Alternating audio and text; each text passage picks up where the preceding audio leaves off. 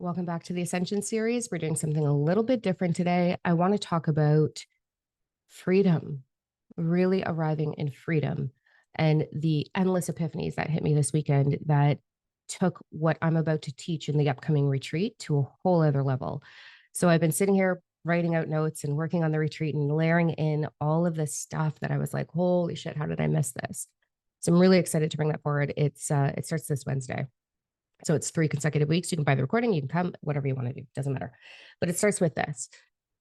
So we're going to go into a little bit of story time to help you understand how to arrive in absolute freedom. And I want you to start with this awareness right here. One of the hardest things for me to move through in my life, and this was a conversation, I was in a retreat, I was away at a retreat with an incredible team and sisters this weekend and in Vancouver. Um, so much was birthed through this. And there was this real defining moment for me where I became something completely different that I didn't even know was missing in my life. Um, so I'm going to start with your perception of me is a reflection of you, good or bad, doesn't matter. I would love for you to be able to embody that. Your reflection of me is simply a perception of you. As a little girl, this is when I discovered this missing piece for me. And it all came together over the course of the weekend. So as a little girl, this is not to bash anyone by any means, but I'm going to spill a little bit of my childhood tea here. And it's, again, no, whatever, doesn't even fucking matter.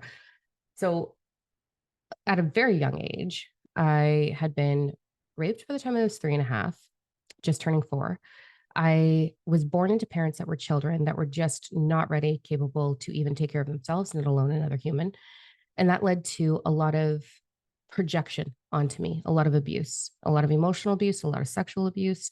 There was addiction. There was just a lot of mental health concerns, like a lot of shit going on. Um, because of all of that, I don't know why, exactly why. I have my thoughts on it, but it doesn't matter. I was bounced around for a big gap of my childhood from to different homes. Um, that led me into one, becoming my own fucking man, because if I got to get something done, it's me. Nobody's going to take care of me. But there was this crazy thing that happened.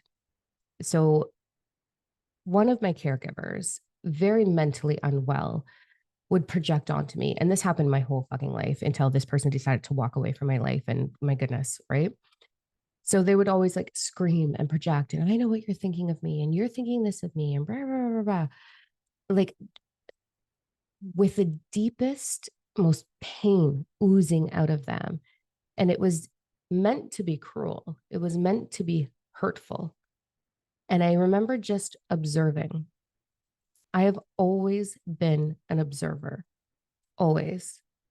As a little girl, as a now, I just observe what's in front of me. So, as a little girl being abused and mentally manipulated, and a lot of vulnerable narcissism going on and gaslighting, I would watch this individual and their face contort and the way their pupils would dilate and retract and just be like, you're not even talking to me. You're projecting onto me. Thank goodness I had the ability to do that as a little girl, because otherwise I think I would have been like selling my body on the corner. Like, I don't fucking know. I would have been addicted to something. I like, it was brutal. So all of this, like, I'm the observer. I'm the observer. And I remember as a little girl observing, I would look up at the night sky and I would feel what was up there. I know I'm a quote unquote star seed, whatever that means for you. Um, I would be witness to the stars and the way they would reflect me. And when I was down, they weren't as bright. And when I was up, they were brighter. So this is just my little girl brain being like, okay, what's going on here? And then there's this little definitive moment, this memory that surfaced for me when I was on the plane to Vancouver this weekend. So I'm sitting there with all of my mad scientist notes. I'm going crazy. I'm breaking down how to collapse reality, time space reality. And because I'm a nerd like that. And this memory of me being a little girl in the car. So I would get bounced around from home to home to home after I was raped. Um, who knows why? I don't actually know why. I have my conclusions, but I don't actually know the truth as to why. And so I was in a lot of different homes, and I would get picked up like right from school and be like, sorry, here you go. We're going over here. And I never knew why. And I had no possessions. I had nothing that was mine with me. It was just constant being shuffled around. And in the car, in the back seat, as a little girl, I would imagine my heart turning into gold energy, and I would radiate it out the sides, push it out the sides of the car, out past all the traffic, all the trees, everything. And I would just rain it as we would drive. I would imagine I was a shield of gold, and everything we drove by, the love that I had for freedom, the desire, the ache for freedom, but the knowing I would arrive in it would radiate onto everything else. And my desire as a little girl was any other little girl or boy that was feeling what I was feeling would stop hurting. They wouldn't feel alone. They wouldn't feel isolated. And at the same time, that energy, so it would go out one way and then it would come under the other way. And the under one was to every parent and caregiver that was hurting children, that was telling them they were stupid or small or not enough, or sexually abusing them the way I was sexually abused, or beating them and breaking their bones and their flesh, or trying to manipulate their mind into self doubt. I would radiate that. And I was like 5, aching for the world to change, aching for it. So this memory surfaced when I was on the plane. And that's what I do. I heal a lot of people, but I'm going to be really vulnerable with you. I get inundated with endless love letters and letters of thank you, I love you, and you've changed my life. And that little girl in the car is like, fucking right. That's good. I'm so glad. And the challenging part for me here and now is the only one that truly, truly, truly sees me is my partner and my daughter. They see me. And that was my perception. It's like, I am loved for what I do for other people. I am loved. And I want to know if you identify with this. So if you do, freedom in the comments, please. I am loved for the freedom that others experience through me because I am the observer. I don't judge. And that's liberating for someone, very liberating. And so I've been moving through analyzing this and processing this and how I am free. I have total freedom. I have the life of my fucking dreams. I live in a multi-million-dollar house. I have vehicles that run perfectly and are super comfortable. I have all the animals. I have gardens upon gardens upon gardens. I have health. I am now cancer free, fibromyalgia free. I've healed my body. I My book is launching. I have a whole team of mentors that help people change their lives. Like I am literally living more than I ever thought I could accomplish in divine purpose, in divine essence, which is so beautiful and so freeing.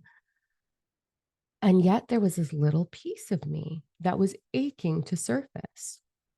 And it wasn't until I remembered that little girl and how lonely it was to go first, to go first in, I will be the observer of you and not project onto you.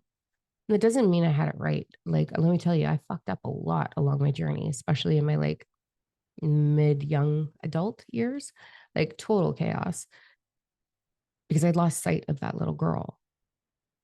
And so I'm moving through this incredible realization. And I'm like, wow, like, what is it? And so I wanted to share my vulnerable lesson that I just had. When I was away, the two most, these two women filled my heart more than it has ever been filled, ever. And we had this evening where we've all gone through our challenges. And I mean, I've had a lot of them. I'll share those on a later date. But with this evening where one of the women, this amazing, amazing, amazing soul sister, was sharing the depths of her loss. She had lost something that I have not lost, the one experience that I haven't had on that level. And I was witness to her. And as she was sharing with me, it was so intense. I was sitting on a chair facing her, and like tears are just like falling out of my face. And then I get on the floor and I actually had to sit and look up and be like a little girl, like just taking her in, because I felt that little girl who shone that gold light being reflected in her. She was sharing how she moved through it and what it made her feel like. And it was through her sharing her. And this sounds so selfish, but I saw me. I saw that I was completely, completely seen by her, that she truly, truly feels me, sees me, honors me, loves me the way I do her. Back to your perception of me is a reflection of you. And that's when it hit me on a whole other level. I've been the observer my whole life, and I've observed pain, and I've observed broken, and I've observed this one group of people in my life, not together, but spread out across the planet. There's a lot of us out there that are wanting to be the observer and the observer of self. And there's a lot of us out there that are just aching to be seen and projecting all of our problems, projecting our financial stress, projecting our lack of body worth, projecting our lack of love, in an attempt to be like a screaming child stomping their feet in the earth going, someone see me, and they don't see that. And it's all in how you observe. So when I see the toxic vulnerability, I don't see that. I see a broken child asking to be held.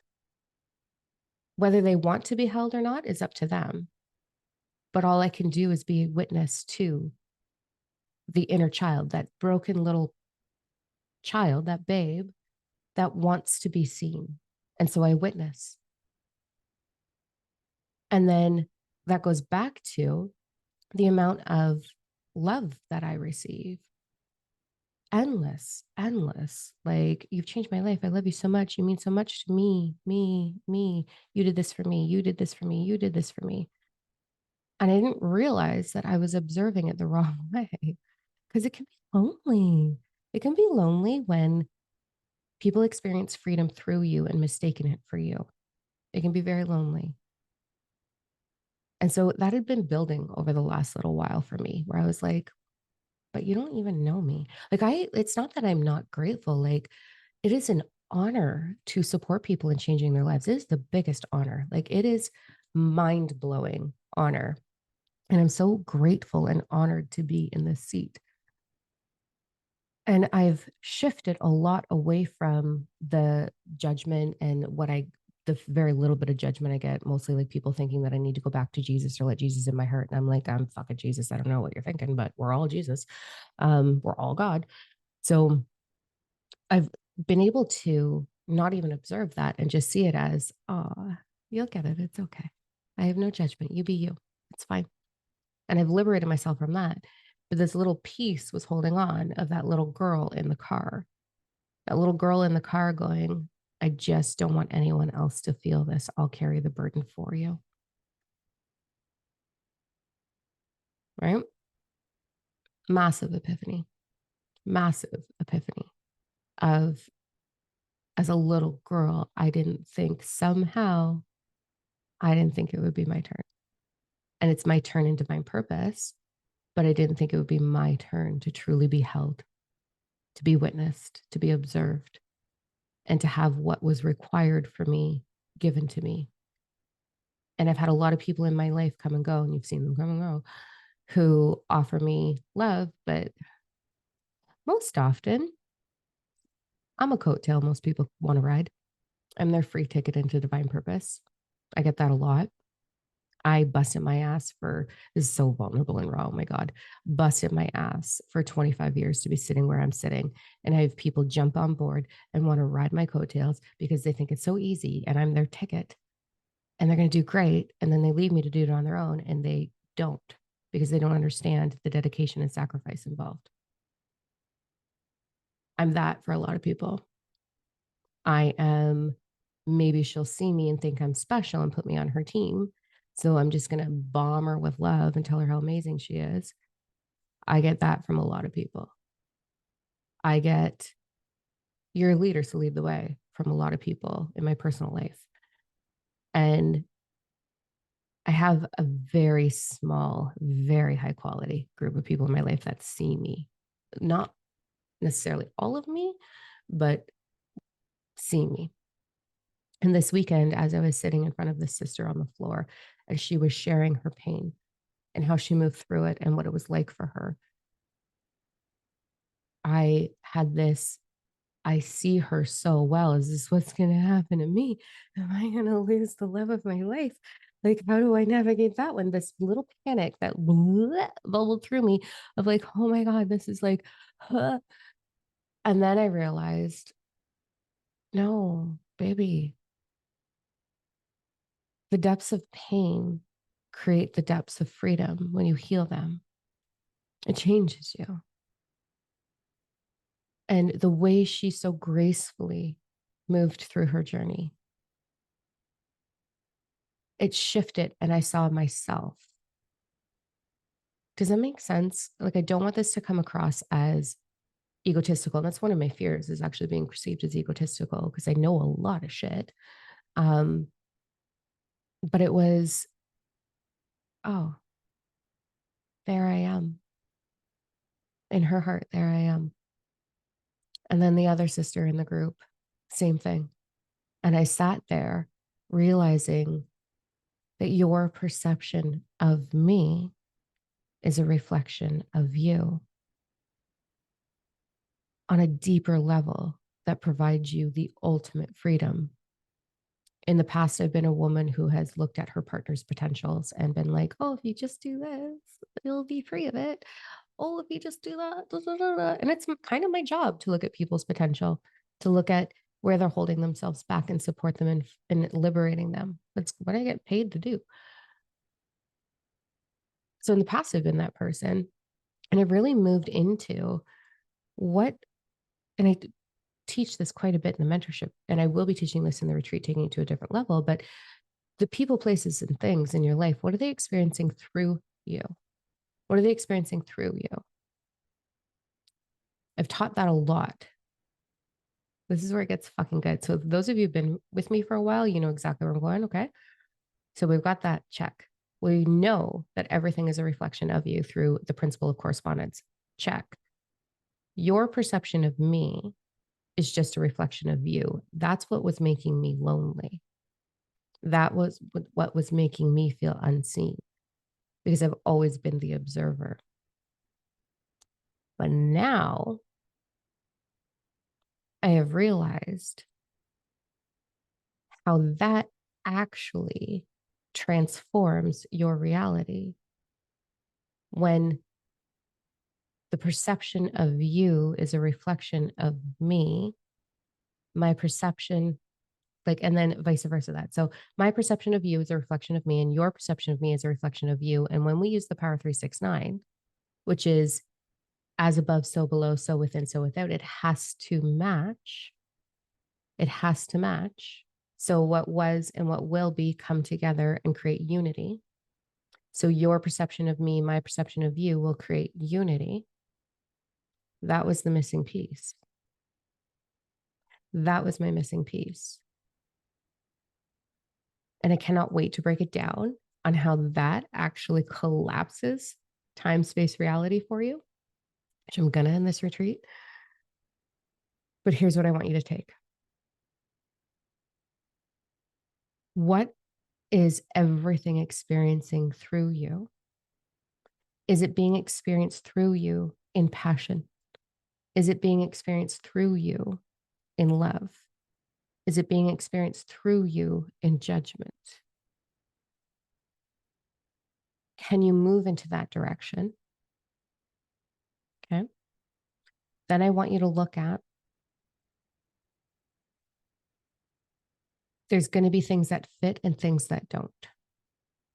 One of the notes that I have on my desk always is, don't look for the things you don't want to see. That's a whole fucking story in Costa Rica with a scorpion. We had it out and I realized that lesson.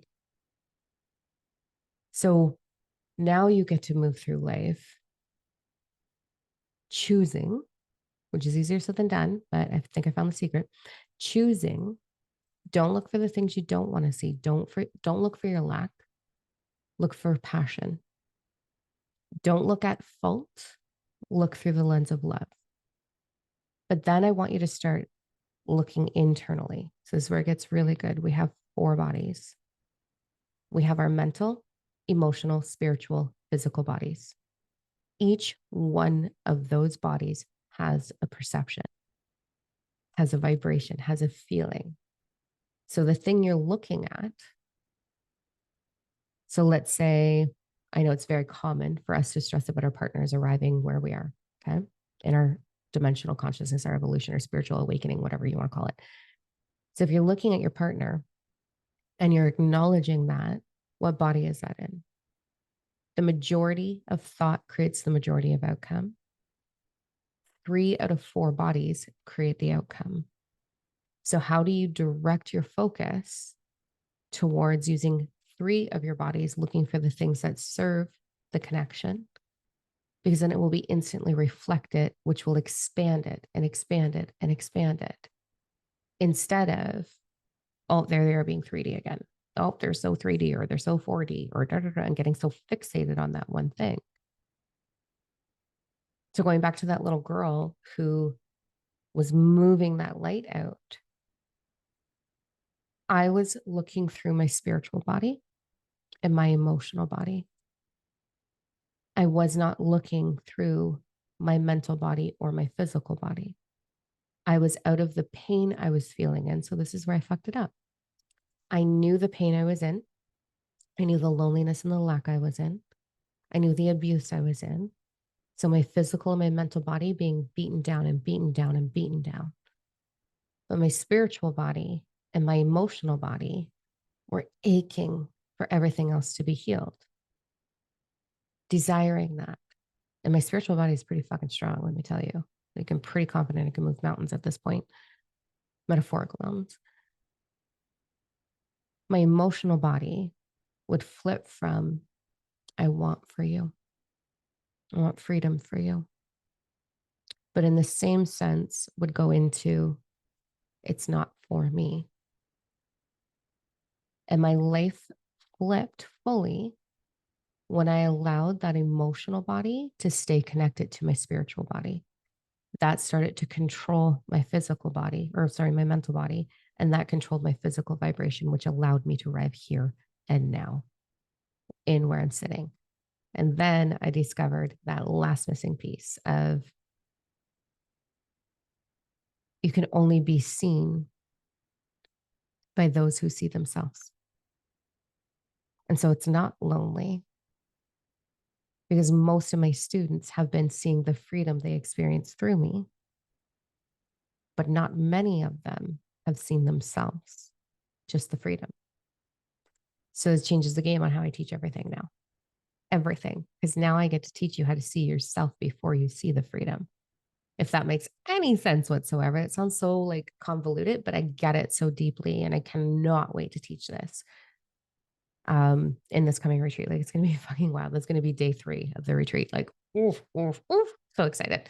So what I want for you, when I say go look in the mirror and find a million reasons to say thank you, I love you, I want you to go look in the mirror and look at your emotional body, your mental body, your physical body, your spiritual body, and find all of the reasons to say thank you, I love you, and watch what begins to happen. Because it's just not the external gratitude at all. It's not the I love my inner child gratitude. That's your emotional body. It's not just the, oh, I'm having a great eyelash day or whatever the fuck. It is all 4 bodies, my love. So go look in the mirror, all 4 bodies, find a million reasons to say thank you, I love you. Watch what happens. Let me know in the comments. I'll talk to you guys soon. Bye.